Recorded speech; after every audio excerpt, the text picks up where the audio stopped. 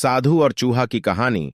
महिलरोपयम नामक एक दक्षिणी शहर के पास भगवान शिव का एक मंदिर था। वहां एक पवित्र ऋषि रहते थे और मंदिर की देखभाल करते थे। वे भिक्षा के लिए शहर में हर रोज जाते थे और भोजन के लिए शाम को वापस आते थे।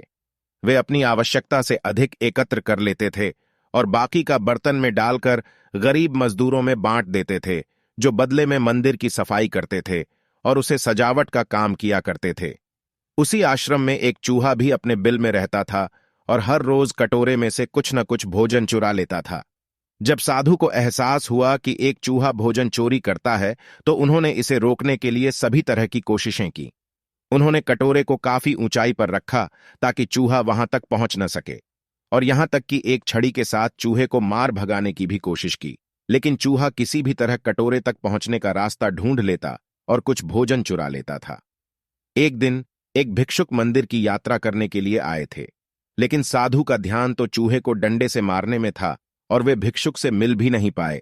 इसे अपना अपमान समझ भिक्षुक क्रोधित होकर बोले, आपके आश्रम में फिर कभी नहीं आऊंगा, क्योंकि लगता है मुझसे बात करने के अलावा आपको अन्य काम ज्यादा महत्वपूर्ण लग रहा है।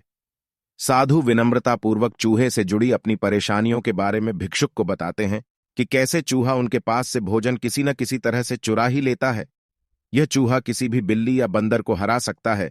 अगर बात मेरे कटोरे तक पहुंचने की हो तो मैंने हर कोशिशें की हैं, लेकिन वो हर बार किसी न किसी तरीके से भोजन चुरा ही लेता है।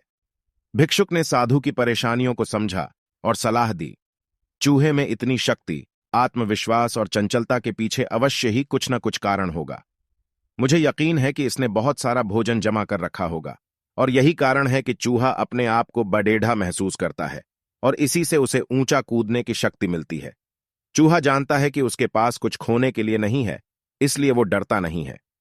इस प्रकार साधु और भिक्षुक निष्कर्ष निकालते हैं कि अगर वे चूहे के बिल तक पहुंचने में सफल होते हैं तो वे चूहे के भोजन के भंडार तक पहुंचने में सक्षम हो जाएंगे। उन्होंने फैसला किया कि अगली सुबह वो चूहे का पीछा करेंगे और उसके बिल तक पहुंच जाएंगे। अगली सुबह वो चूहे का पीछा करते हैं और उसके बिल के प्रवेश द्वार तक पहुंच जाते हैं। जब वो खुदाई शुरू करते हैं तो देखते हैं कि चूहे ने अनाज का एक विशाल भंडार बना रखा है। फौरन ही साधु ने सारा चुराया गया भोजन एकत्र करके मंदिर में लिवा ले जाते हैं। वापस आने पर अपना सारा अनाज गायब देख चूहा बहुत दुखी हुआ और उसे इस बात से गहरा झटका लगा और उसने सारा आत्मविश्वास खो दिया। अब चूहे के पास भोजन का भंडार नहीं था, फिर भी उसने फैसला किया कि वो फिर से रात को कटोरे से भोजन चुराएगा।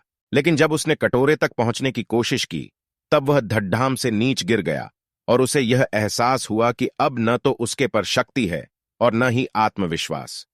उसी समय साधु ने भी छड्डी से उस पर हमला किया। किसी तरह चूहे ने अपनी जान बचाई और भागने में कामयाब रहा और फिर वापस मंदिर कभी नहीं आया। यदि हमारे पास भी संसाधनों की कमी न हो तो हम में भी अद्भुत शक्तियां और आत्मविश्वास की कमी कभी नहीं आ सकती।